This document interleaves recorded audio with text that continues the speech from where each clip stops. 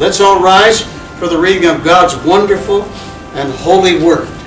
Hebrews chapter 12. I'm reading out of the New International Version, chapter 12, 1 to 11 verses. Therefore, since we are surrounded by such a great cloud of witnesses, let us throw off everything that hinders and the sin. Everybody say, and the sin. That so easily entangles. And let us run with perseverance the race marked out for us. Let us fix our eyes on Jesus, the author and perfecter of our faith, who for the joy set before him endured the cross, scorning the shame, and sat down at the right hand of the throne of God. Consider him who endured such opposition from sinful men, so that you will not grow weary and lose heart. As we talk about our interaction between co-workers and those in the world, sometimes we lose heart when we are engaged in conversation, in fellowship with them. We sometimes get pulled into things. In your struggle against sin, you have not yet resisted to the point of shedding your blood. And you have forgotten that word of encouragement that addresses you as sons and daughters. My son, my daughter, do not make light of the Lord's discipline, and do not lose heart when he rebukes you. Have you ever had that growing up? Your father call you here and rebuke you? Sometimes it was public and you were embarrassed, you were ashamed. Sometimes you got a wallop right there. I remember a few. No. So don't lose heart when he, that is in God, rebukes you, because, would you read this part with me? The Lord disciplines those he loves, and he punishes everyone he accepts as a son, as a daughter. Endure hardships as discipline. God is treating you as sons, as daughters. For what son or what daughter is not disciplined by his father? If you are not disciplined, and everyone undergoes discipline, then you are illegitimate children and not true sons or daughters. Moreover, we have all had human fathers who disciplined us, and we respected them for it. How? Everybody say, how? How much more should we submit to the Father of spirits and live? Our fathers disciplined us for a little while, as they thought best. But God disciplines us for our good, that we may share in his holiness. No discipline seems pleasant at the time, but painful. Later on, however, it produces a harvest of righteousness and peace for those who have been trained by it. Also, I'd like to read Proverbs 25:4. King James Version says, take away the dross from the silver, and there will come forth a vessel for the refiner.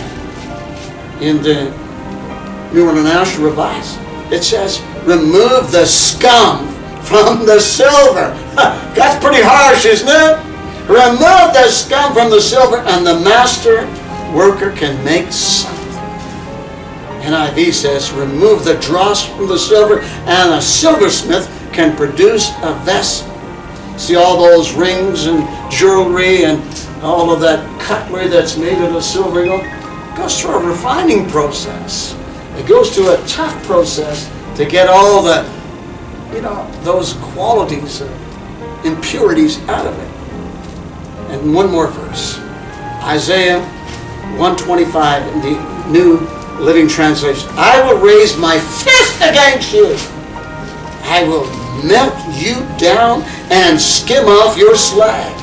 I will remove all of your impurities. And in the Good News Translation, I will take action against you. I will purify you the way metal is refined and remove all your impurity. Amen. I want to talk this morning for a few moments. Forged in the furnace. Would you say that with me? Forged in the furnace. Forged. Okay. In the fire and hammered into shape. Let's pray. Father, as we approach your throne today to seek your favor, for your word to have free course here among the hearers, that we may be effective, bringing positive and powerful changes in our lives, and that they will retain the message spoken here today, so that the evil one steals not one word. Help us now, Holy Spirit, by placing your anointing upon this thy word for Christ's sake and glory. And everybody said amen. You may be seated in the presence of the Lord. Amen. Forged in the fire. Forged in the furnace. Whoa. I think they had a TV series where men were taking metal and beating it into a sword, making some fine, ancient-looking swords. I mean, they saw it go in the fire and hammering it, forging it, and shaping it in the way and the style that they wanted. And just think of it for a moment. When God places us, when we come into God's hands, we got a lot of scum in us. We got a lot of slag in us. And so God, He looks and says, okay, I'll take you, I'll love you, and I'll minister to you, and I'm going to really make you my very own. When God says that, and we come to Him, then we give Him the right. We give Him the absolute right to work on us.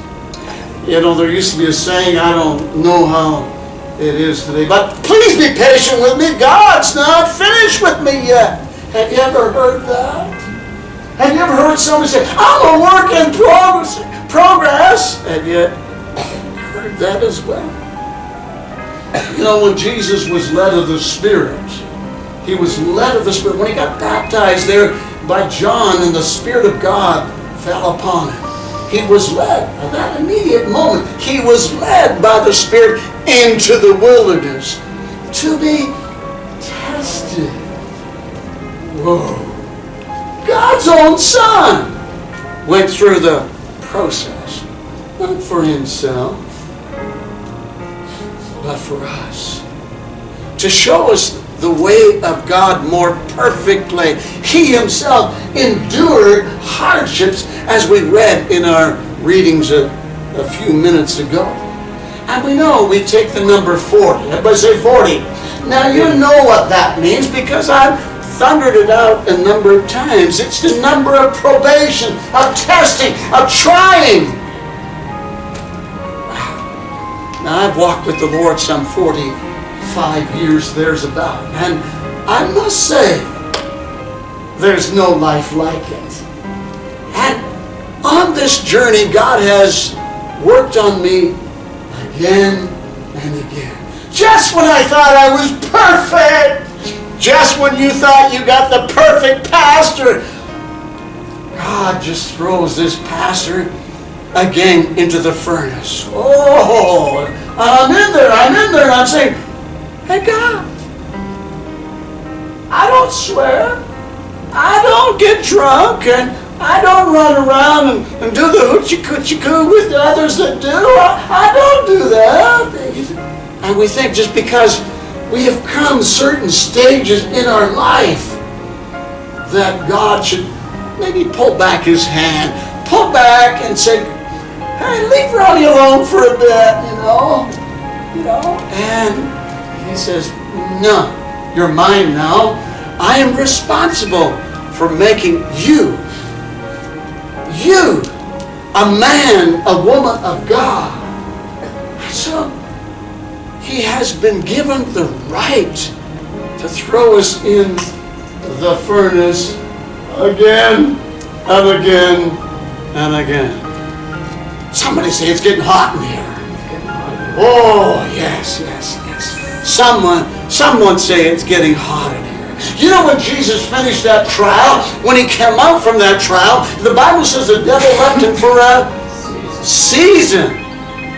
He didn't leave him completely, but he left him for a season to taunt and torment him at another time, to test him again another time.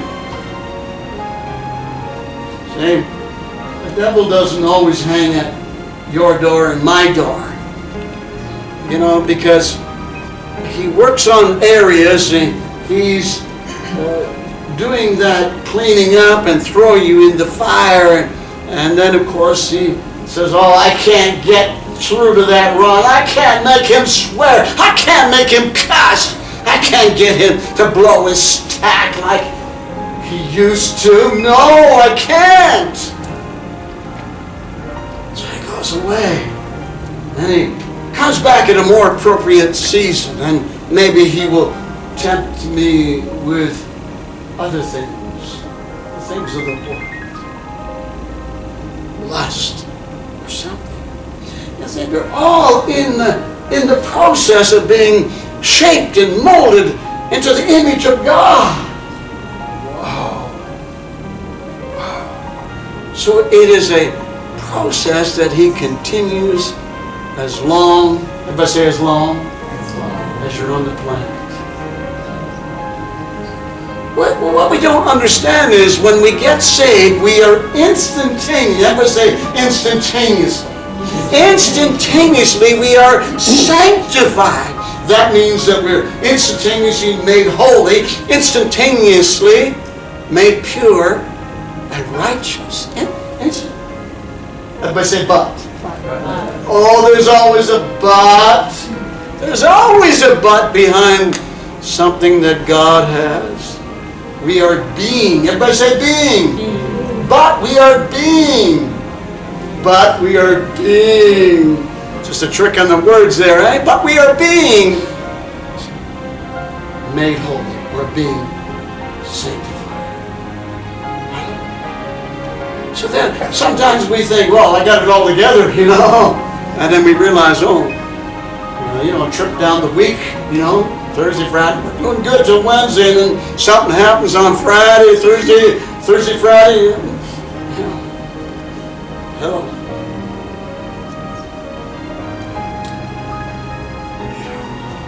Moses encountered the fiery bush in the wilderness. And God, what's with God using fire? What was God doing showing up in fire?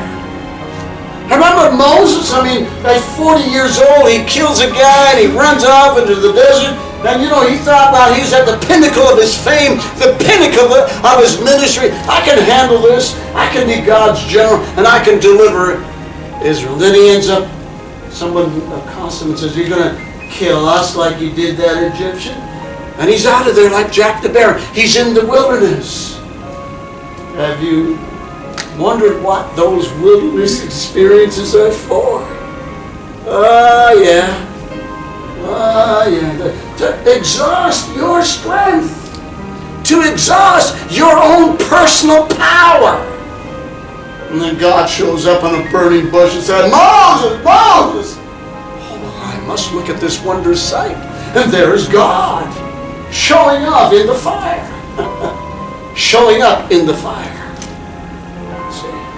See, for Moses, it was 40 years he was thought, well, he was a somebody. And God put him in the desert for 40 years and he learned that he's a nobody. And for the next 40 years he learned that God was everybody.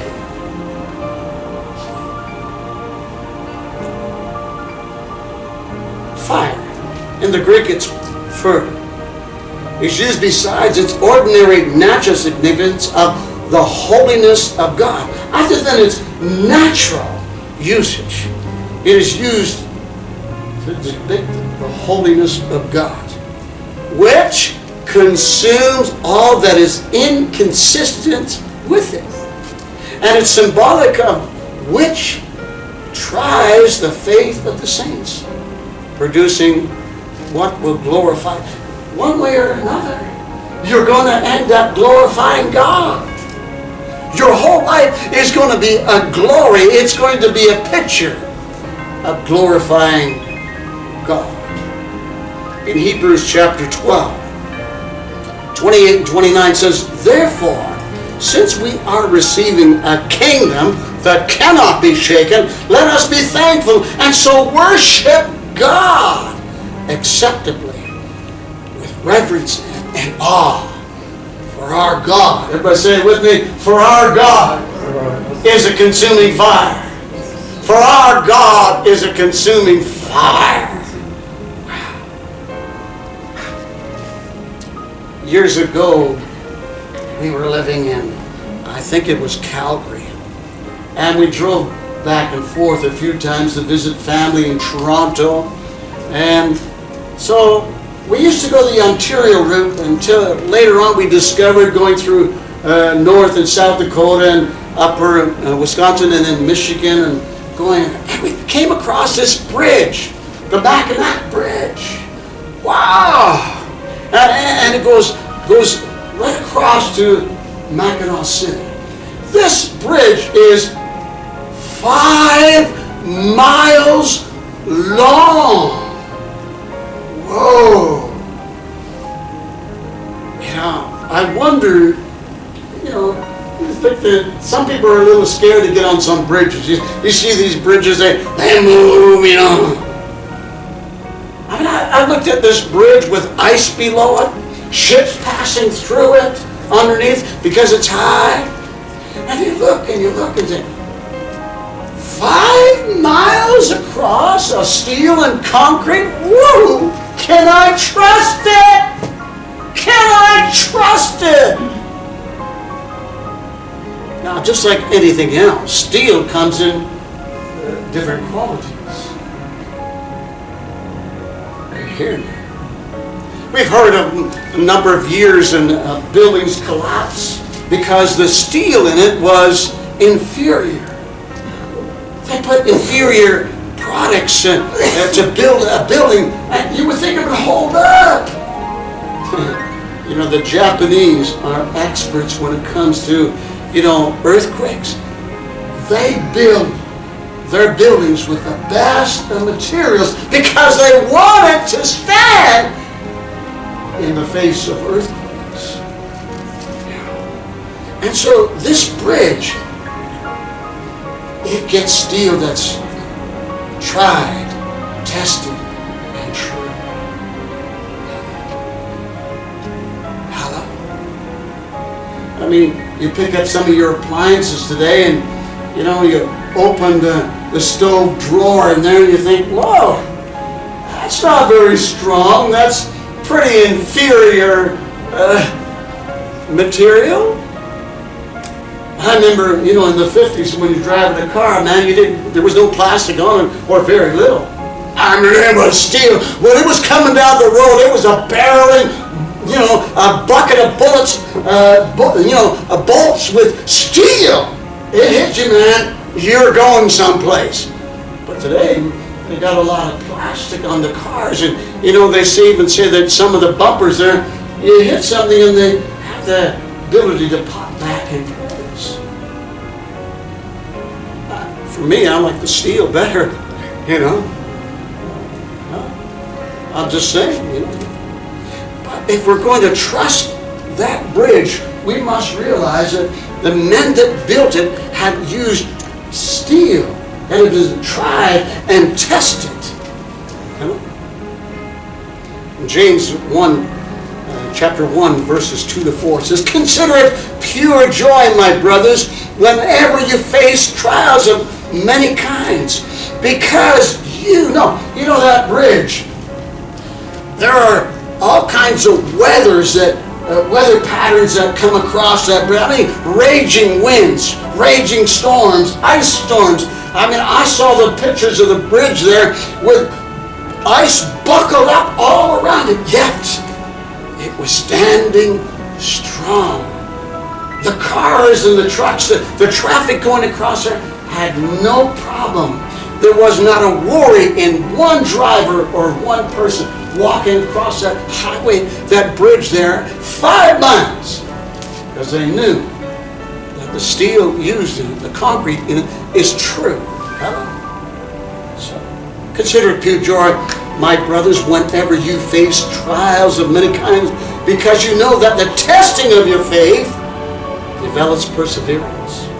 Perseverance must finish its work so that you may be mature and complete, not lacking in anything. We must be in the stages of growing in the grace and knowledge of Him. And it takes an element of grace for us to continue in God. And God provides that grace so that when we pass from a trial and we are successful in passing that trial, we might get a little breather. Maybe just a little breather. And then another one shows up. In Proverbs 17:3 it says this, in the Good News Bible: gold and silver are tested by fire. And a person's heart is tested by the Lord. Your heart. The love you say that you have for God. The love you say for others that you have for others. God tests the heart to see to what extent that love is. That faithfulness. God, I'm faithful. God, I'm true. God, I'm right there with you, God, all the way to the finish line.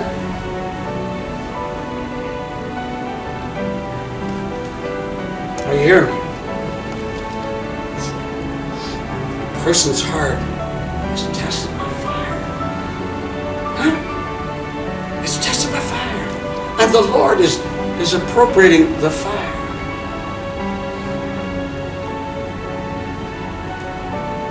Sometimes it gets a little hot for us. 1 Peter 1:6-7 says this: in this you greatly rejoice, though now for a little while you may have had to suffer grief in all kinds of trials. Just think of Paul the apostle who says, I fought a good fight, I finished the race that was set before me. He's crossing the finish line. He's about to cross the finish line. Tradition says he was about to be beheaded. The same guy years earlier was capturing and taking Christians and putting them in jail, even some losing their life, and forcing others to deny the faith. This same guy now talks about the grief that he experienced and the trials that he experienced over and over again to make him the great Apostle Paul that he was. And many today, many theologians esteem Paul the Apostle above all. He is a cut above the rest, able to endure fiery trials, even from his own people. Even from his own people.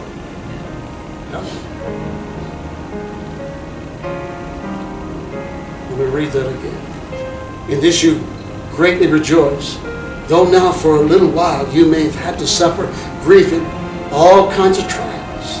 These have come so that your faith, of greater worth than gold, which perishes, even though refined by fire, may be proved genuine and may result in praise, glory, and honor when Jesus Christ is revealed. I mean, there is going to be a display of the vessels of God, of the children of God. And there's going to be bragging rights. And God is going to display the child of God that went through all of life's trials without complaint. Is that possible?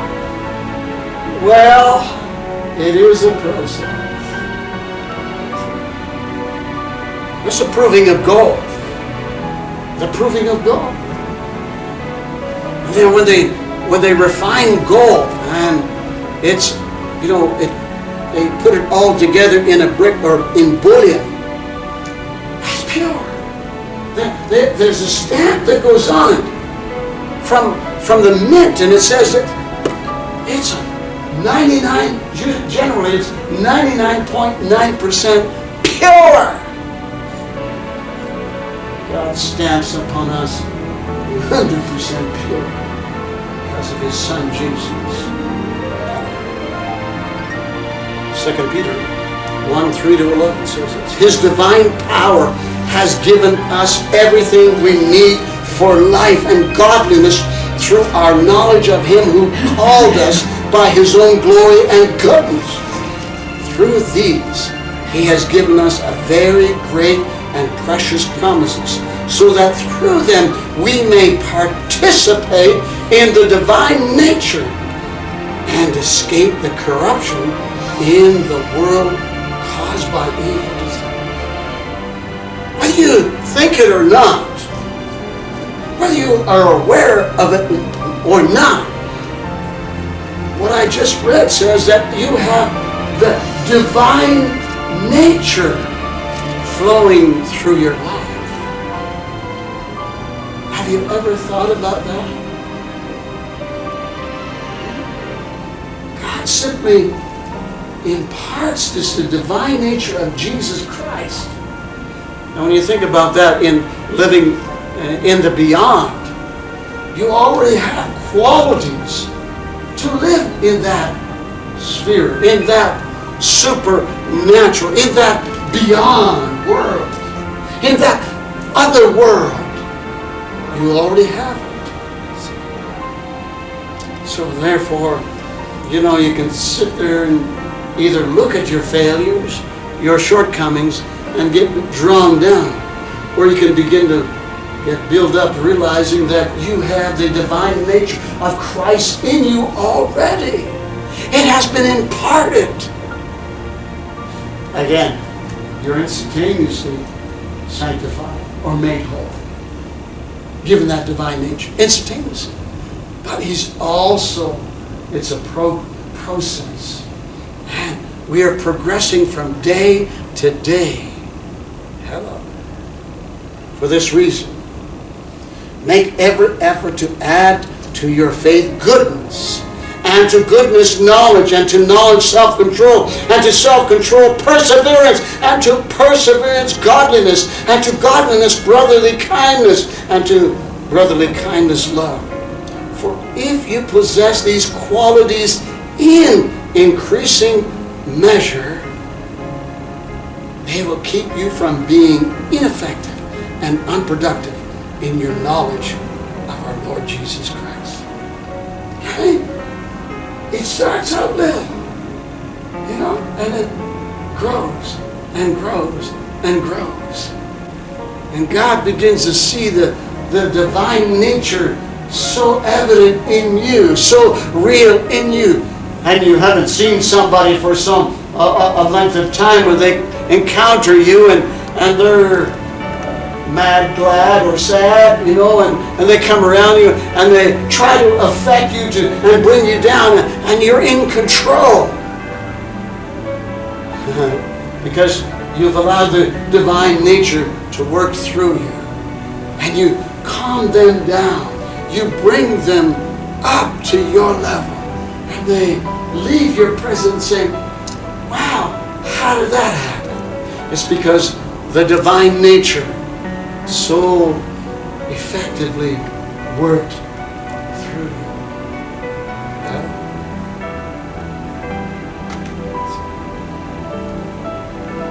But whoever does not have them is nearsighted and blind. I'm not letting you work on me.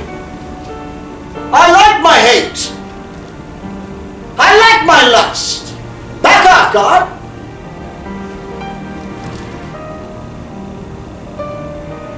Hello? God, I like my issues. I like my craziness. And all of a sudden, you might feel, as it were, a pair of hands come, out of the beyond and grab a hold of you back by the back of the neck, and suddenly you're thrust back into the fire.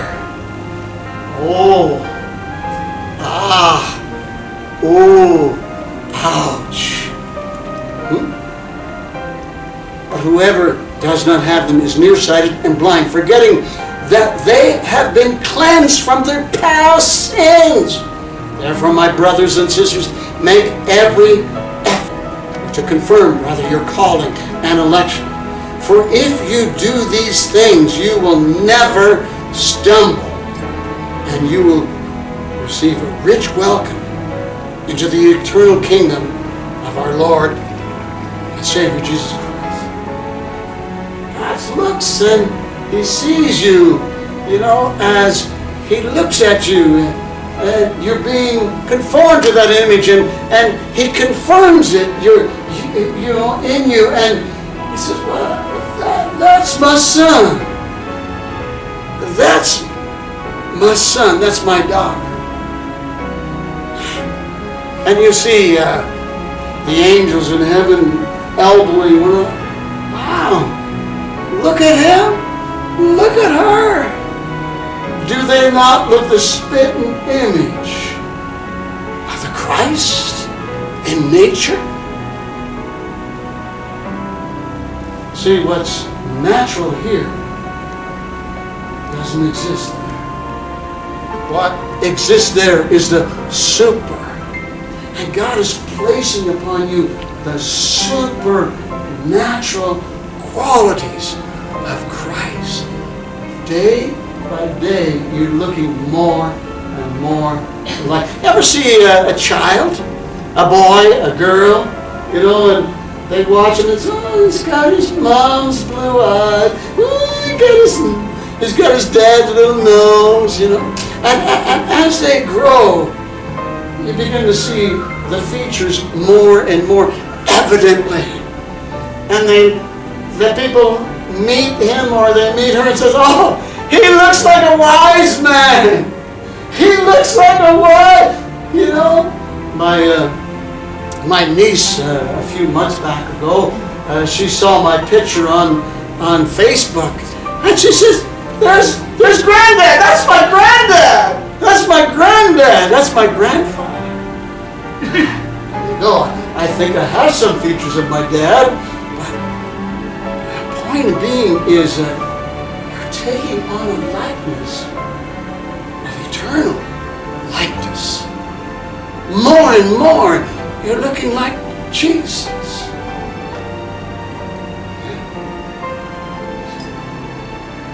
Therefore, my brothers and sisters, make every effort to confirm your calling election. For if you do these things, you will never stumble, and you will receive a rich welcome into the eternal kingdom of our Lord and Savior Jesus Christ. I'm not sure how it's all going to work, but I kind of feel like, you see some of these space sci-fis, like Stargate, Have you ever seen that program, Stargate, And they kind of make the right connection on the dial, as it were, and then you step in. Suddenly, you are ushered into deep space, another world. And I think, that's something like that, that we step up, our body ceases, and then suddenly we're ushered through into another world, and they're welcoming us at the other side, are the angels of God. Well done, thou good and faithful servant. As a nail-scarred hand reaches down. And I'm sure Gabriel and Michael are coming around and saying, wow, look at him! Look at her! Wow! Have we got a history on you, man? Wow.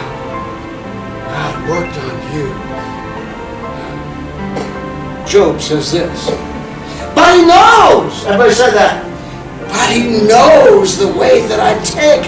And when he has tested me, I will come forth as gold. Don't you think that Job had a lifetime of problems? I mean, all buckled together, you know? His health, he had health issues. He had financial issues. I mean, you know, one day he was the richest man in the community, okay? And the next day he's the poorest. One day he's got, you know, a great health, and the next day he has terrible health, and he's got boils oozing out of pus, and he's just, you know, he's not comfortable any place he sits. You know, not only that, he loses his entire family, and then he got someone standing over him, just curse God and die.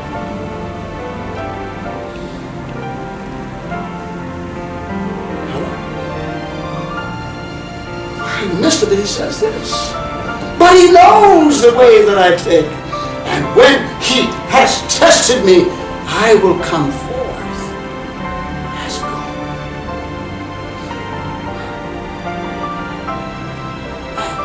gold. We can't escape it.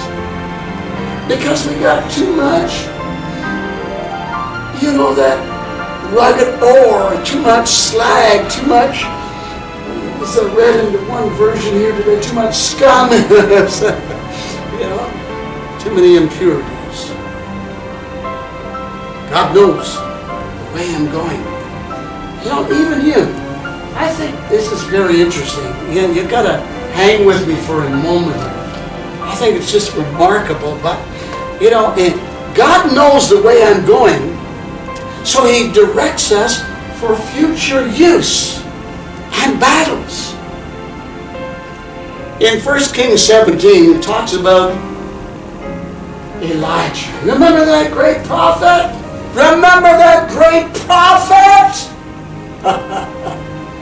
Man, he could shake a mountain, couldn't he? Whoa, whoa, whoa. So he announces to King Ahab, he says, you know, King, you're not living right, and you're leading this nation down a wrong pathway. So I'm going to command the heavens not to give rain. And it's not going to return until I command it. My prayers are the one that's going to close up the heavens. My prayers are the ones that are going to open up the heavens. And Ahab says, well, you scrawny little thing. And God ushers him out of sight. For the next 3 years, he is in obscurity. There's no, on the major news reports, and the media are carrying about him, they can't find him. They try, the king searches. He even goes and makes other kings swear that this guy Elijah's not in your kingdom. Swear to me. And they all make a covenant and say, I don't know where he is. But God hid him away. Hello. God hid him away. I really want you to get this. In verse 3 it says, God led him to the brook Cherith. And you know what that means? I mean, we got a dirty bird that comes and feeds him, and he's there by a brook that eventually dries up. But you know what the brook Cherith means? It means a cutting or a separation. God was separating this man unto himself and for a future purpose. So God was separating from all the people around him. Now, Elijah became quite famous instantaneously. But it seems that God caused him to withdraw to a place of separation. And you know, God separates us. When I came to Christ, when Celeste and I came to Christ, we had friends. I mean, all kinds of friends. We were party animals. I mean, I paid for parties and they all showed up. But the moment we got saved and we began to talk about Jesus, you know, and I talked about somebody's soul and and somebody yelled back at me, I don't give a damn about my son. Oh my God. What'd you say? And soon we got separated from all of our friends and of their family. And we became isolated, as it were. Have you ever noticed that? But God does that sometimes, more often than not. You know the next place that God led Elijah? Okay, in verse 9, He led him to Zarephath. And you know what that means? You know what that means? It's a smelting place. Everybody say a smelting place. So He separates them and takes them to a smelting place. I'm just thinking here out loud here. Just thinking out loud. But, Trail Rossland area here is, we got smelters down there that are smelting zinc and lead and gold and silver and zinc. I see all the prices posted there and I think, wow, do you think that God has a purpose in having you here? Do you think for a second? Because we got to look at Elijah here. This man who was going to call down fire from heaven and consume all the false prophets and the sacrifices. This man who was going to call down fire, boldly proclaiming God's power, himself had to pass through the fire. Ooh, you ever thought about that? Have you ever thought about that? This prophet, this great prophet, he's highly esteemed, not only in the Old Testament, but we see him show up in the New Testament when Christ is revealed. And there Moses and Elijah are talking to Jesus. And so it is that God separates us. And then God takes us through the smelting and the smelting. He hammers us and forges us. He hammers us and forges us. He hammers and forges us. And creating a vessel for all of eternity. See, when you come to God, you come with a bunch of baggage, a bunch of junk, and but God never leaves you the way you came in. From glory to glory, He's changing you. Hello? Malachi 3:1-3 says this, see, I will send my messenger who will prepare the way before me.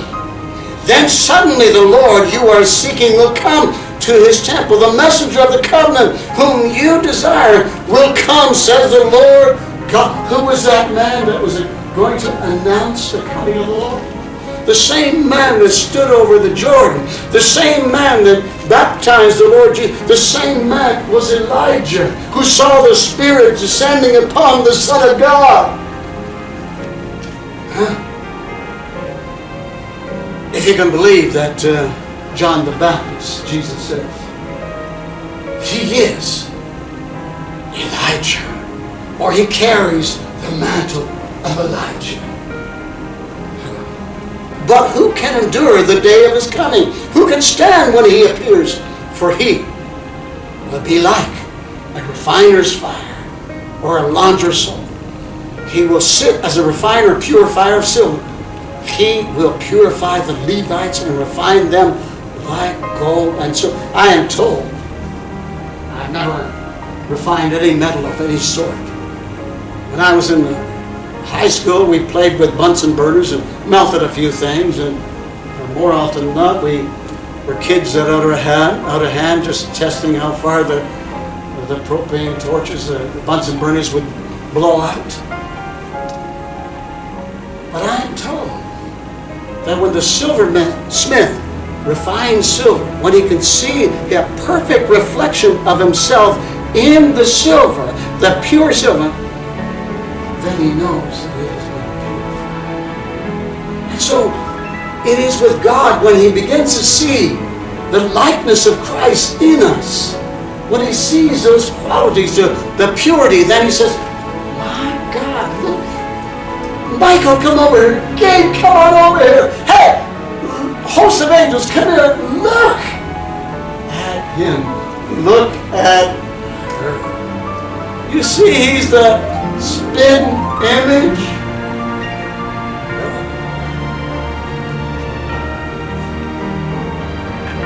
Isaiah 43, 1 and 2. But now, this is what the Lord says. He who created you, O Jacob, he who formed you, O Israel, fear not, for I have redeemed you, and I have summoned you. When you pass through the waters, I will be with you. And when you pass through the rivers, they will not sweep over you. When you walk through the fire, you will not be burned. The flames will not set you ablaze. Thank God for that, eh? Thank God for that, eh? Thank God for that, eh? When we go through, sometimes we go through messes. A mess is often a message. And so we look at Daniel, in Daniel 16:90, we won't turn there, but we see Shadrach, Meshach, and Abednego. We see them. And the king is so upset with them because they did not bow to the image that he had made, the image of gold. But God put these men on display that when they passed through the fire, the Son of God was right in the very midst with you. When you pass through temptations, when you pass through trials, when you pass through adversity, when you pass, it is you're passing through. Someone has once said, you know, when you're going through hell, don't stop. Hear me? So when you're passing through all kinds of adversity and fires scorching your feet, as it were, and the waters are coming up, you just realize that God says He will not let you be tempted above what you're able to endure. Shadrach, Meshach, and Abednego would not bow. They would not compromise. Sometimes, I'd work at home and play among our friends. We're, putting in compromising situations. Here, have this, or here, take that, or here, do this, here, watch that. And so we're often faced with challenges to compromise our walk, to compromise our Christ.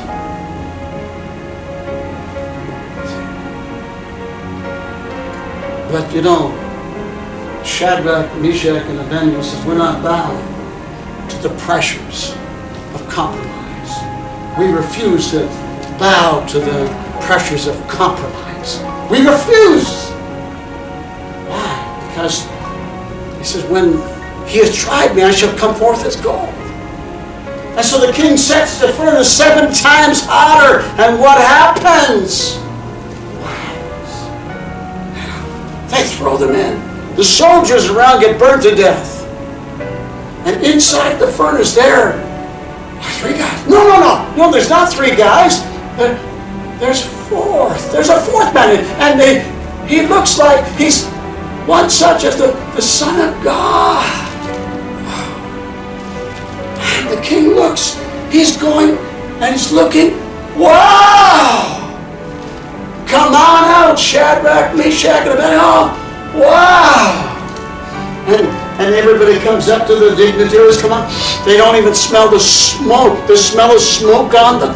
There's no burn on the clothes. Not even the ropes that were supposed to hold them in place. There wasn't a scorch mark on them. And when you remain faithful, when you decide that you're going to be faithful to Jesus, in the situations that are presented to you in compromise,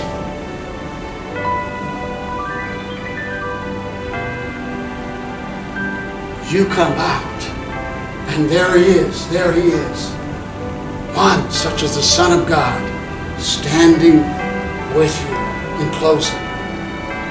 here's what's taking place in your life. Here's what God is imparting into your life. Galatians 5:22-25, New American Version. But, everybody say but. The fruit of the Spirit is love, joy, peace, patience, kindness, goodness, faithfulness, gentleness, and self-control. Against such things there is no law. Those who belong to Jesus, Christ Jesus, have crucified the sinful nature with its passions and desires. Since we live by the Spirit, let us keep in step with the Spirit. Amen. We love the Lord.